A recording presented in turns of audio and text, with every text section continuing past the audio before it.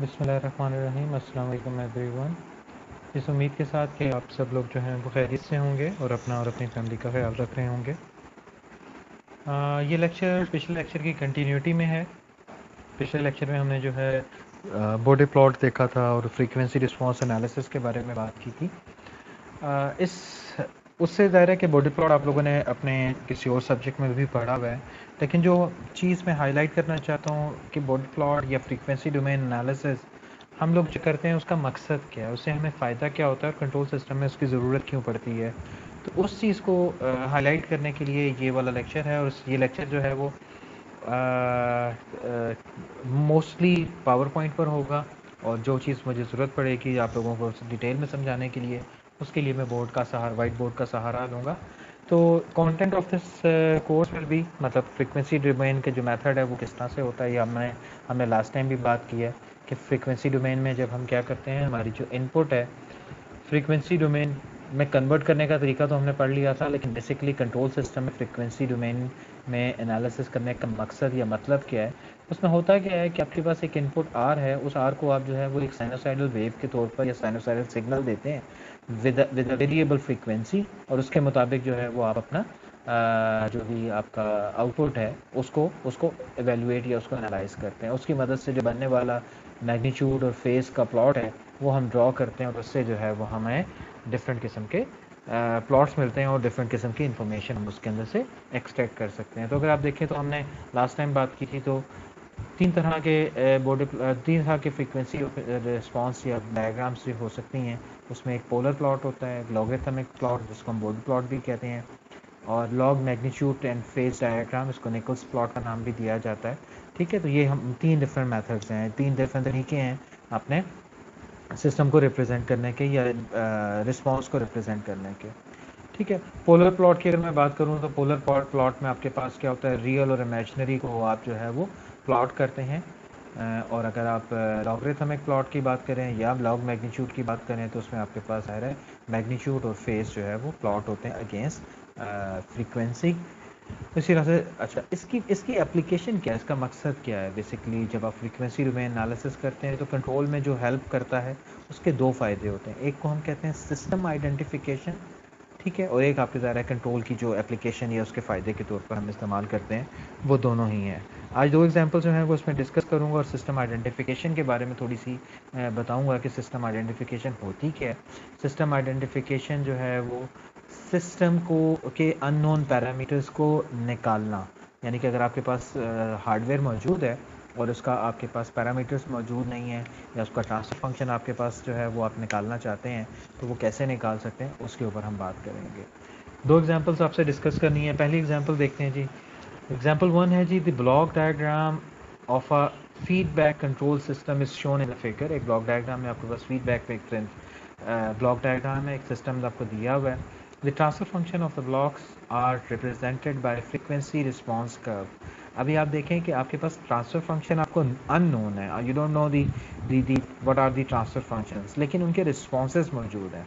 अब अगर मैं रिस्पॉन्सेज की बात करता हूँ तो ये एक्सपेरिमेंटली आपने, यानी कि आपने एक्सपेरिमेंटली, आपके पास एक मोटर थी, आपने मोटर को साइनोसाइडल सिग्नल दिया और उसके मुताबिक आपने उसका आउटपुट रिस्पांस चेक किया, और उससे आपने कोई बॉडी प्लॉट या पोलर प्लॉट या लॉग मैग्नीट्यूड प्लॉट बना लिया है। तो आपके पास ट्रांसफर फंक्शंस मौजूद नहीं है, लेकिन आपके पास इंडिविजुअल ब्लॉक के या इंडिविजुअल सिस्टम के रिस्पॉन्सेज मौजूद हैं फ्रीक्वेंसी डोमेन में। ठीक है, transfer function of the blocks are represented by the frequency response curve shown in figure B. ठीक है, फिगर बी आपके पास है, उसमें तीन तरह के रिस्पॉन्सेज हैं, और तीनों, एक में एक पोलर प्लॉट है, एक बॉडी प्लॉट है, और एक log magnitude versus phase plot है। Assume that the system have minimum phase transfer function. क्या होता है जी, मिनिमम फेज ट्रांसफर फंक्शन होता है the transfer function with all its zeros in the left hand S plane is called minimum phase transfer function. ठीक है, left hand side पर अगर आपके पास जो है वो सारे पूरे सिस्टम के सारे जीरोस अगर लेफ्ट हैंड साइड पे हो तो हमको उसको मिनिमम फेज ट्रांसफर फंक्शन कहते हैं। एनीवे, अच्छा, अब क्वेश्चन क्या है, व्हेन G3 इज डिसकनेक्टेड। अच्छा, assume that the system have minimum phase transfer function, और उसके बाद जो है वो मज़ीद इंफॉर्मेशन है, या क्वेश्चन नंबर वन है, when G3 is disconnected from the system, यानी कि जो आपका ये G3 है यहाँ पे आपके पास इस सिस्टम से जो है वो क्या हो गया है, इसको अगर आप डिसकनेक्ट कर दो तो ज़ाहिर है straight forward standard transfer function बन जाएगा। Determine the damping ratio of the system, ठीक है, G1 और G2 की मौजूदगी में हमने डैम्पिंग रेशियो मालूम करनी है।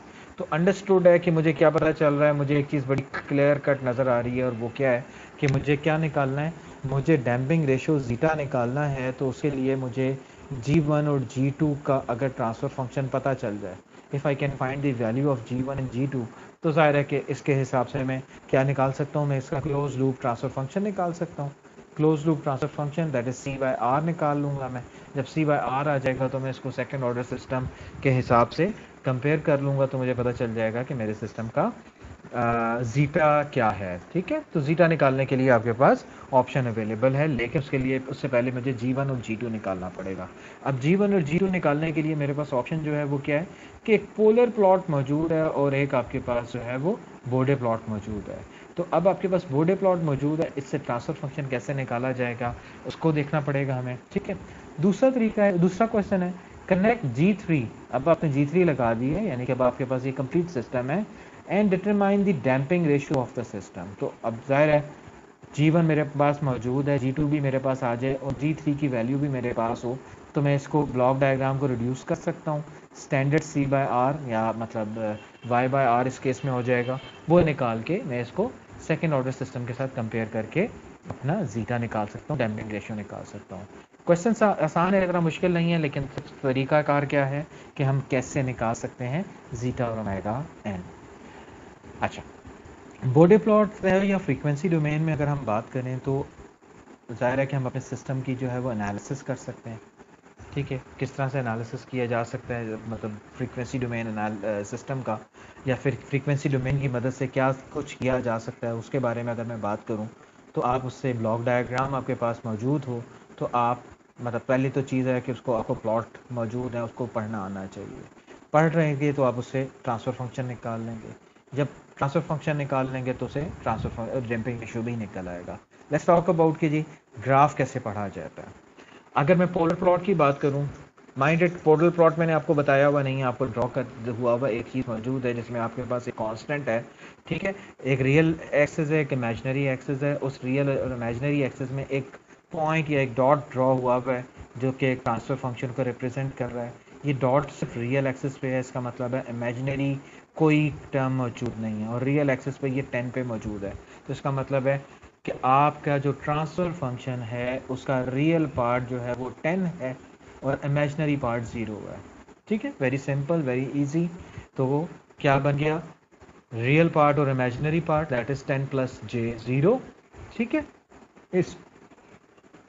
इसको आप जो है वो फोरियर ट्रांसफॉर्म कहें में कन्वर्ट कर लें, लैप्लास ट्रांसफॉर्म में कन्वर्ट कर लें। ठीक है, आपको ये पता है कि मैंने आप लोगों से क्या बात की थी, जब आपके पास ट्रांसफ़र फंक्शन मौजूद था, कोई भी ट्रांसफ़र फंक्शन मौजूद था S over S plus one S plus two, तो मैंने आपसे कहा था कि इस ट्रांसफ़र फंक्शन को फ्रीक्वेंसी डोमेन में कन्वर्ट करना है तो एस की जगह जे ओमेगा पुट कर दो। तो बिल्कुल उसी तरह से जे ओमेगा की जगह अगर आप एस पुट कर दोगे तो ये क्या हो जाएगा, it will be transform to the transfer function domain या लैप्लास डोमेन। ठीक है, तो वेरी सिंपल, वेरी इजी, कोई इसमें कंफ्यूजन नहीं होनी चाहिए। तो हम जो है वो क्या कर देंगे, G1S जो है वो बराबर है किसके, 10 प्लस जे ओमेगा जे 0, तो दायरे के वहाँ पे कुछ मौजूद नहीं है, तो आपके पास J1S जो है वो 10 के बराबर हो जाएगा। ठीक है, अगर अदरवाइज देखें तो ज़ाहिर है कि आप फोरियर सीरीज ट्रांसफॉर्म जाते हैं, उसके बाद आप जो है वो टाइम डोमेन और फिर एस डोमेन जो भी आपने कन्वर्ट करना होता है। ठीक है, तो पोलर प्लॉट अगर आप देखें तो कांस्टेंट का पोलर प्लॉट आपको रीड करना आ गया। जाहिर है कि अभी हम लोगों ने पोलर प्लॉट के बारे में हम बात नहीं कर सकेंगे ज़्यादा डिटेल में, लेकिन ये ज़्यादा इतना इस्तेमाल भी नहीं होता, तो it doesn't make any difference on on on our course और our designing of the controller. अच्छा, बॉडी प्लॉट जो है वो बहुत ज़्यादा इस्तेमाल होता है, बॉडी प्लॉट के बहुत सारे फ़ायदे हैं। ठीक है, तो लेकिन अभी हम सिर्फ बॉडी प्लॉट को पढ़ना और उससे जो है वो अपने क्या कहते हैं रिस्पॉन्स निकालना सीख रहे हैं, या उससे अपना ट्रांसफर फंक्शन निकालना सीखना चाहते हैं। तो आप देखें तो ये बॉडी प्लॉट जो आपको नज़र आ रहा है, this body plot has a slope of 20 decibel per decade over here। ठीक है, फ्रीक्वेंसी, एक कॉर्नर फ्रीक्वेंसी मेरे पास यहाँ पर आ रही है जो कि 0.6 है, ठीक है। 0.6 पे कॉर्नर फ्रीक्वेंसी है, उससे पहले 20 डेसिबल पर डेकेड का मैग्नीट्यूड मौजूद है। अगर मैं इसी को आगे एक्सटेंड कर दूं तो तकरीबन 1, मतलब एक फ्रीक्वेंसी है जहाँ पे 1 है, ये इसको वहाँ जाके कट कर रहा है, ठीक है। Omega is equals to 1, omega is equals to 1 आपको पता है कि किसको रिप्रेजेंट करता है। ओमेगा इज इक्वल्स टू 1 पे मैग्नीट्यूड 0 होने का मतलब क्या है, पहली बात ये हमें पता होना ज़रूरी है, ठीक है। और दूसरी इंपॉर्टेंट बात कि इसका जो स्लोप है वो 20 डेसिबल पर डेकेड है, ओके। तो अब ज़रा फोकस करें दोनों चीज़ों को, बोर्ड को भी और यहाँ पर जो आपके पास रिजल्ट लिखा हुआ है उसको भी। तो आप देखें यहाँ पर एक कॉर्नर फ्रीक्वेंसी मुझे पता चली, ओमेगा कॉर्नर, वो मुझे पता चली है क्या जी, 0.6, ठीक है। उस कॉर्नर फ्रीक्वेंसी से पहले -20 डेसिबल का स्लोप है, ठीक है। और अगर मैं उसको एक्सटेंड कर रहा हूँ, जो कि यहाँ पर आपको नज़र आ रहा है, इसको एक्सटेंड जब आप करते हो तो आपको ये नज़र आता है कि ये कोई फ्रीक्वेंसी है एक और जो कि 1 है। यहाँ पे जो 1 है उस पर मैग्नीट्यूड कितना बन रहा है, मैग्नीट्यूड 0 है। तो आप याद करो कि ये किस किस्म की प्रॉपर्टी है, या ये किस किस्म का सिस्टम होता है कि जिसका मैग्नीट्यूड जो है वो 0 होता है एट अ फ्रीक्वेंसी ऑफ 1, और उसका स्लोप जो है वो -120 डेसिबल होता है। लास्ट टाइम हमने डिस्कस किया था, इसकी स्टैंडर्ड फॉर्म डिस्कस की हुई है। तो अगर आपको याद हो तो 1/j ओमेगा, यानी कि j ओमेगा डिनोमिनेटर में हो तो ये उसको रिप्रेजेंट कर रहा है। और इसको अगर आप चाहो तो कन्वर्ट करना चाहो तो ये क्या बन गया, ये एस डोमेन में 1/s हो जाएगा, ठीक हो गया। अच्छा, दूसरी इंफॉर्मेशन क्या है कि जो कॉर्नर फ्रीक्वेंसी 0.6 है, 0.6 की कॉर्नर फ्रीक्वेंसी के बाद, इससे पहले की बात तो ज़ाहिर है -20 डेसिबल की बात हो रही है, लेकिन 0.6 की फ्रीक्वेंसी के बाद जो स्लोप है वो -40 dB पर डेकेड हो गया। क्या प्रॉपर्टी है, क्या चेंज आया, मतलब चेंज क्या आया है, चेंज आया है कि जो स्लोप पहले -20 था अब वो -40 हो गया है। तो चेंज कितना आया है, 20 डेसिबल का, -20 डेसिबल और डिक्रीज हो गया। आप में से बहुत सारे लोग शायद ये गलती करेंगे कि सर -40 है तो उसका मतलब है ये क्वाड्रेटिक इक्वेशन या क्वाड्रेटिक सिस्टम को शो कर रहा है। No, it is not the quadratic, it is not -40, it is actually change from -20 to -40। तो कितना चेंज आया, तो -20 का चेंज आया। तो इसका मतलब है कि -20 डेसिबल का पर डेकेड का स्लोप है। तो क्या बात हो गई, इसका मतलब है कोई लीनियर टर्म की बात हो रही है, कोई लीनियर सिस्टम चल रहा है जिसकी कॉर्नर फ्रीक्वेंसी जो है वो 0.6 है। तो इस कॉर्नर फ्रीक्वेंसी के 0.6 से पहले अगर मैं लाइन ड्रॉ करूं तो ये 0 है, इससे पहले 0 है, और उसके बाद जो है वो स्लोप वैसे -20 है हो रहा है, लेकिन क्योंकि एक और -20 मौजूद था तो वो मिला के इसको -40 कर रहा है, ठीक है। तो इसका सोल्यूशन चेक कर लेते हैं जी। तो आप देखें तो -20 और दूसरा भी -20 ही है, और उसके हिसाब से आगे चीज़ें चल रही हैं, ठीक हो गया। कॉर्नर फ्रीक्वेंसी 0.6 है, तो इसका मतलब है दिस इज़ 1/s, ठीक है, जिसको आप 1/s कह सकते हो। ये क्या है, ये एक लीनियर टर्म है जिसकी कॉर्नर फ्रीक्वेंसी मौजूद है 1 + j omega by omega n, जो ओमेगा n है वो 0.6 है। तो यहाँ से आपके पास क्या आ गया, आपके पास पूरे सिस्टम का क्या आ गया जी, आपके पूरे सिस्टम का इस वाले G2 जो भी आपके पास ट्रांसफर फंक्शन है उसका कंप्लीट ट्रांसफर फंक्शन हमने निकाल दिया, ठीक हो गया। तो ट्रांसफर फंक्शन आपके पास आ गया, आपने ट्रांसफर फंक्शन अपने सिस्टम का निकाल दिया। तो G1 भी निकल आया, G2 भी निकल आया। अब अगर मैं G1 और G2 की बात कर लूँ तो ज़ाहिर है कि मैं पहला वाला पार्ट कर सकता हूँ, लेकिन चलें G3 की भी बात करते हैं। लॉग मैग्नीट्यूड कर्व है जी, log magnitude that is Nichols plot है आपके पास, लॉग मैग्नीट्यूड, ठीक है। ओमेगा ये है, फाई आपके पास फेज़ ये है, ये डेसिबल में है। ओमेगा इज इक्वल्स टू 1 पे आपके पास जो मैग्नीट्यूड है वो 9.454 लिखा हुआ है, ठीक है जी। और बाकी जो भी आपके पास एंगल्स लिखे हुए हैं, ओमेगा जो है वो इंक्रीज़ हो रहा है, ये 1 है और उसके ऊपर ये इंक्रीज़ हो रहा है, और ये आपके पास क्या है, log magnitude versus phase plot, ठीक है। तो अगर आप देखें तो जो मैग्नीट्यूड जो एंगल बन रहा है उसके बारे में देखें तो ये आपके पास प्लॉट आ रहा है, ये आपके पास लाइन आ रही है जो लॉग मैग्नीट्यूड कर्व को या लाइन को शो कर रही है, विच इज़ रिप्रेजेंटिंग -20 270 डिग्रीज तो आपको पता है कि tangent of -270 degrees will give you the imaginary part of the G3 and the real part of G3। ठीक है, आपको पता है, याद होगा, हम लोगों ने पहले भी बात की हुई है कि एंगल आपके पास क्या होता है, whatever angle you have, angle is tangent inverse of, ठीक है, imaginary part over real part. ठीक है, let me do it again.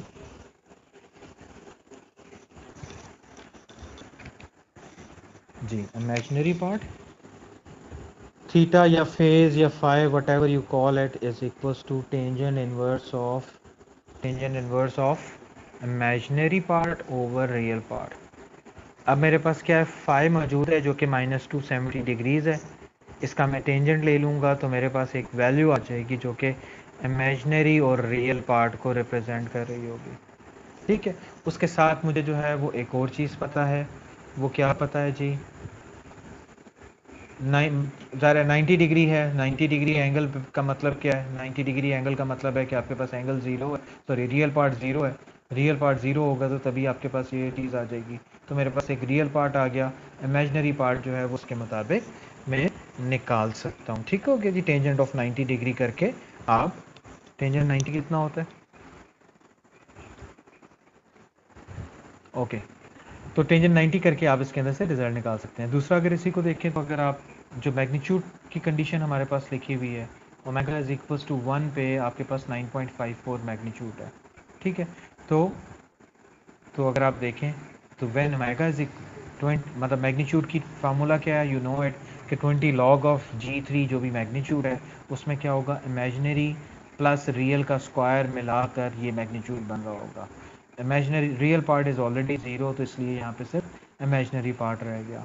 Imaginary part में हमारे पास जो है वो सपोज कर लेते हैं हम कि वो जो है वो एक कांस्टेंट k है जो कि इमेजिनरी पार्ट k को रिप्रेजेंट कर रहा है। ठीक है, k कैसे निकलेगा, ओमेगा जब 1 के बराबर है तो मुझे पता है उसका मैग्नीट्यूड 9.454 है, तो इसका मतलब है इन दोनों की मदद से मैं k की वैल्यू निकाल सकता हूँ या इमेजिनरी पार्ट की वैल्यू निकाल सकता हूँ which will be equals to 3। Simple है, मतलब आपने सिंपली क्या करना है, एंटी लॉग लेना है और 20 से डिवाइड करना है और फिर एंटी लॉग लेना है, तो k की वैल्यू आ जाएगी आपके पास 3। तो that is to say real is 0 और imaginary is equals to, imaginary क्या हो जाएगा, इमेजिनरी इज़ इक्वल्स टू 3। ठीक है, यहाँ पे आपके पास क्या, यहाँ से आपको क्या पता चला था, टेंजेंट 90 जो कि इन्फिनिटी होता है, और इन्फिनिटी का मतलब है कि रियल कुछ वैल्यू है और इमेजिनरी, सॉरी, रियल इमेजिनरी की कोई वैल्यू मौजूद है, रियल की वैल्यू 0 है। ठीक है, तो 1/0 या जो भी k/0 हमारे पास आ गया। k निकालने के लिए मेरे पास मैग्नीट्यूड का फार्मूला है क्योंकि मैग्नीट्यूड मुझे गिवन है, तो उस मैग्नीट्यूड से मैंने क्या किया, मैंने अपना G3 भी निकाल लिया। तो now you have all these 3 transfer functions. ठीक है, यहाँ पे देख लें तो 3j ओमेगा को आपने क्या कर दिया, j ओमेगा की जगह आपने s पुट कर दिया, तो आपके पास 3s उसका ट्रांसफर फंक्शन आ गया। सिंपल। तो देखें, तीनों के तीनों आप लोगों ने, आपने जो है वो ट्रांसफर फंक्शन निकाल लिए, और तीनों के तीनों निकालने के लिए आपने डिफरेंट तरीका इस्तेमाल किया या डिफरेंट प्लॉट इस्तेमाल किए। तो दैट इज़ टू से फ्रीक्वेंसी डोमेन से अगर आपके पास फ्रीक्वेंसी रिस्पांस मौजूद हो तो आप बड़ी आसानी से अपना सिस्टम का ट्रांसफ़र फंक्शन निकाल सकते हैं, दैट इज़ द रिवर्स या सिस्टम आइडेंटिफिकेशन कर सकते हैं। ठीक हो गया जी। सिस्टम आइडेंटिफिकेशन एक और टर्म भी यूज़ की जाती है, बाद में बताऊंगा, लेकिन this is how you can get ये the transfer function of your system. ठीक है, तो अब आपके पास सिंपल आसान हो जाएगा। क्वेश्चन क्या है जी, आपके पास G1 10 के बराबर है, G2 आपके पास उसका ट्रांसफर फंक्शन मौजूद है, करेक्टर मतलब C/R या Y/R निकाली, उससे आपके पास करेक्टरिस्टिक इक्वेशन आ गई। उस करेक्टरिस्टिक इक्वेशन को स्टैंडर्ड सेकेंड ऑर्डर इक्वेशन के साथ कंपेयर किया। स्टैंडर्ड सेकेंड ऑर्डर इक्वेशन आपको याद है कि वो क्या होती है, स्टैंडर्ड होती है जी characteristic equation s² + 2 zeta omega ns + omega n square.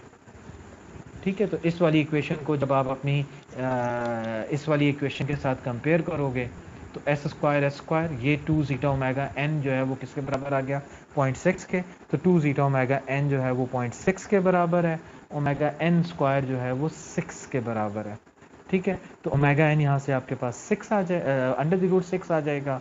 यहाँ पे वैल्यू पुट करके सिंप्लीफाई करोगे तो आपके पास जीटा की वैल्यू आ जाएगी। ठीक हो गया जी। This is how you can get the value of zeta. इसी तरह से अगर आप जो है वो अपना थर्ड सिस्टम भी ऐड कर लें, इसको ब्लॉक डायग्राम के थ्रू रिड्यूस करके आप फाइनली जब स्टैंडर्ड सेकंड ऑर्डर सिस्टम की तरफ आओगे या मतलब इक्वेशन निकालोगे तो आपके पास जो सी बाय आर या ट्रांसफ़र फंक्शन है वो ये निकल आया। सेकंड ऑर्डर सिस्टम की करेक्टरिस्टिक इक्वेशन आ गई आपके पास। उस करेक्टरिस्टिक इक्वेशन को आपने स्टैंडर्ड के साथ कंपेयर किया। इसके साथ जब आप कंपेयर कर रहे हो तो अब आपके पास जो है वो 2 जीटा ओमेगा एन जो है वो 2.4 के बराबर है और ये अभी भी अपने 6 ओमेगा एन स्क्वायर जो है वो 6 के बराबर है।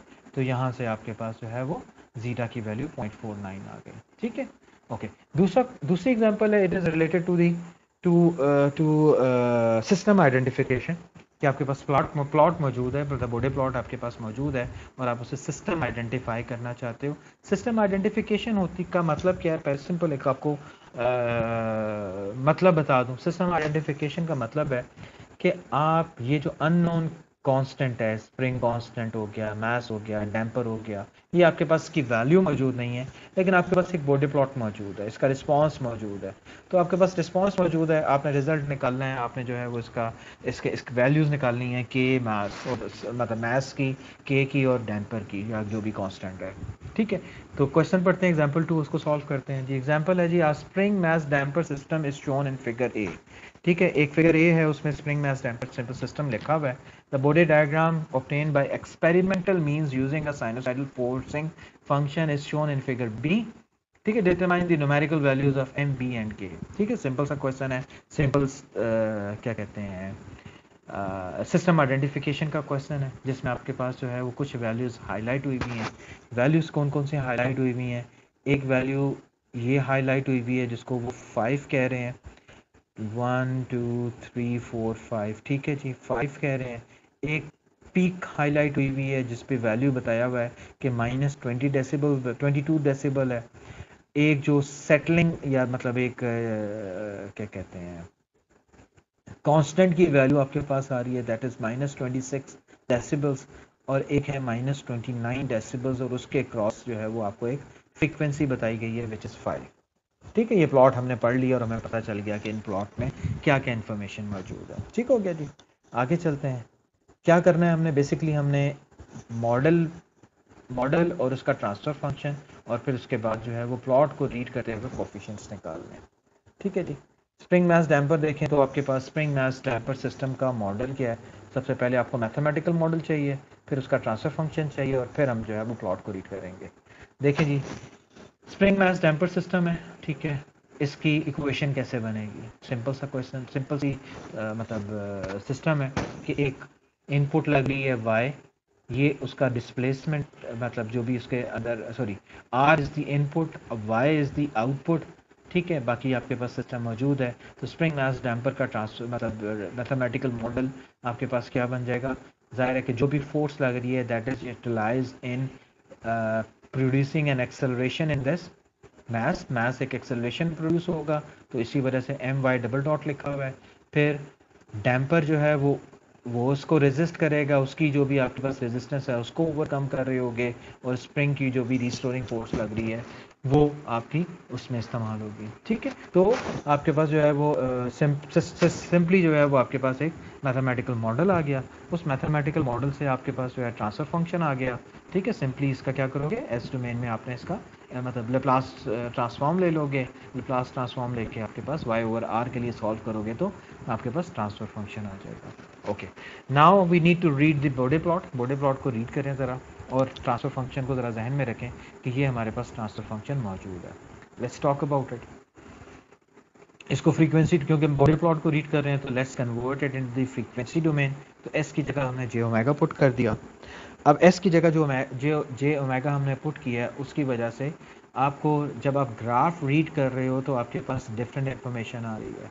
वो इन्फॉर्मेशन क्या है कि अगर आप देखो तो ओमेगा मतलब ओमेगा की वैल्यू 0 हो अगर, तो आपके पास एक कांस्टेंट वैल्यू आ जाएगी, क्योंकि जो भी आपके पास ओमेगा 0 का मतलब क्या है, क्या कहते हैं, ये इसका मतलब ये है कि हम सिर्फ कांस्टेंट की बात कर रहे हैं। ठीक है, तो कांस्टेंट की बात कर रहे हैं, बाकी सारी फ्रीक्वेंसी आपको ये पता है कि जो इंटीग्रेटर या डिफरेंशिएटर है या फर्स्ट टर्म है या सेकंड ऑर्डर टर्म है, मतलब जो क्वाड्रेटिक टर्म है, वो सारी ओमेगा डिपेंडेंट है। ओमेगा की एक ख़ास वैल्यू से पहले उनकी वैल्यू 0 होती है और उसके बाद कोई भी स्लोप या उसका कोई मैग्नीट्यूड होता है, ठीक है। लेकिन यहाँ पर आपके पास यह है, अगर मैं सारी फ्रीक्वेंसी को 0 कर दूँ तो ज़ाहिर है कि सिर्फ आपके पास मैग्नीट्यूड रह जाएगा जो कि कांस्टेंट को रिप्रेजेंट कर रहा होगा। तो ओमेगा की जगह 0 पुट करो तो ये वाली टर्म भी ख़त्म हो गई, ये वाली टर्म भी ख़त्म हो गई। तो जी ऑफ J0 या G of G0 will be equals to 1/k, ठीक है। 1/k का मतलब क्या है कि क्योंकि अब मैं बॉर्डर प्लॉट की मैग्नीट्यूड की बात कर रहा हूँ, तो जो 1/k है वो बॉर्डर प्लॉट में क्या हो जाएगा, 20 डेसिबल की फॉर्म में बात करते होते हैं हम, तो 20 log ऑफ k की फॉर्म में हमारे पास रिजल्ट आ जाएगा। अब 20 log 1/k will be equals to what? Okay जी, तो हम बात कर रहे थे, क्या बात कर रहे थे, हम बात कर रहे थे जी 20 log of 1/k। 20 log of 1/k अगर आप प्लॉट में देखें तो ये डेसिबल को शो कर रहा है, कांस्टेंट की वैल्यू को शो कर रहा है, और ग्राफ में ये हमारे पास -26 के ऊपर के इक्वल है। तो दिस इज -26 डेसिबल्स, ठीक हो गया। तो अब ये -26 डेसिबल के बराबर है, तो यहाँ से आप एंटी लॉग वगैरह बाकी लेके के लिए सॉल्व कर सकते हो। तो आपके पास स्प्रिंग कांस्टेंट की डायरेक्ट वैल्यू आ गई, जो कि कितनी आ गई जी, जो कि नहीं 26 नहीं, जो कि जी, जो कि इसको सॉल्व किया आपने, जब आपने इसको एंटी लॉग लेके जब सॉल्व करोगे तो आपके पास के की वैल्यू जो है वो डायरेक्टली क्या आ जाएगी, के की वैल्यू आपकी 19.6 आ जाएगी, ठीक है। एंटी लॉग लेकर 19.96, 20 का राउंड ऑफ कर सकते हो आप चाहो तो, लेकिन इस ओके हम इसको 19.96 ही रखेंगे, ठीक हो गया जी। उसके बाद के आ चुका है आपके पास, ठीक है। इसको स्टैंडर्ड फॉर्म में कन्वर्ट कर लें अगर हम, ठीक है। स्टैंडर्ड फॉर्म क्या होती है, दिस शुड बी 1, ठीक है। तो इसको स्टैंडर्ड फॉर्म में अगर हम कन्वर्ट करें तो क्या बनता है जी, देखते हैं जी। ओके, के कॉमन ले लिया आपने नीचे से, के कॉमन आ गया, के कॉमन आ गया, तो आपके पास बाकी जो भी चीज़ें हैं वो क्या बन गया जी, जे ओमेगा स्क्वायर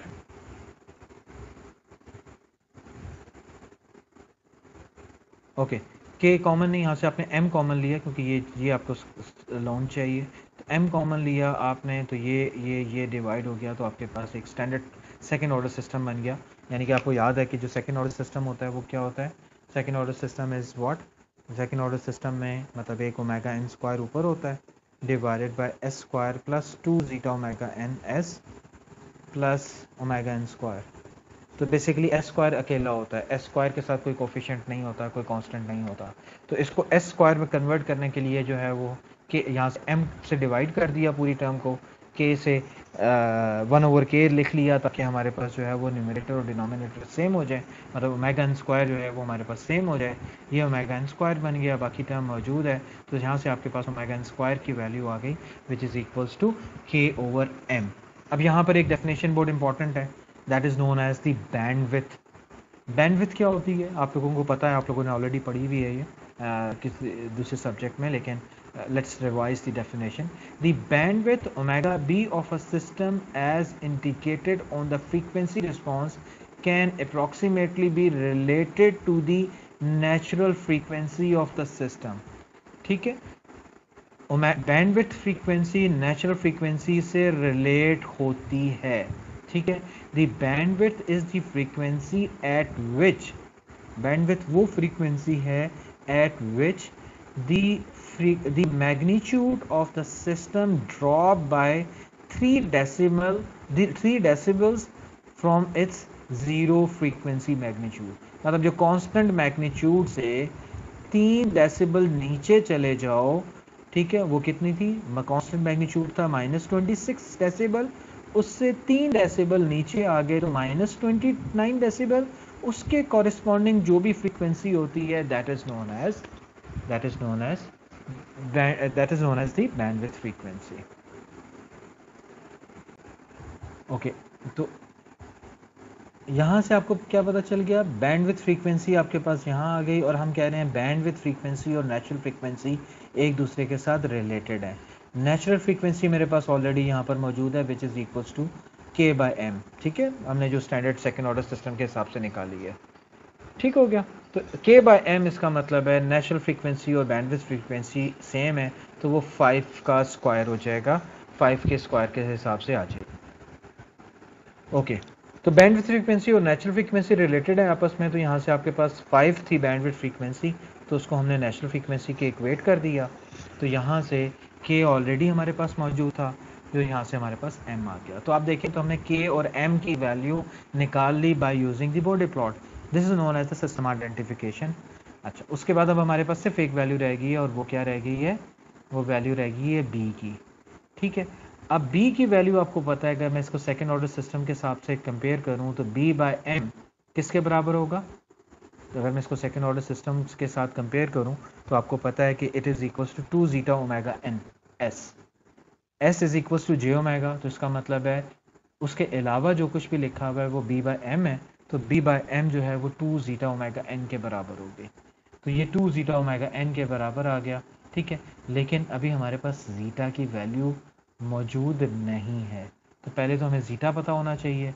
अगर मेरे पास ओमेगा n में निकाल चुका हूँ पहले, ठीक है, ओमेगा n 5 के बराबर है, जीटा मेरे पास मौजूद नहीं है, m की वैल्यू मैं निकाल चुका हूँ, तो अगर मेरे पास जीटा आ जाए तो मैं b की वैल्यू निकाल सकता हूँ।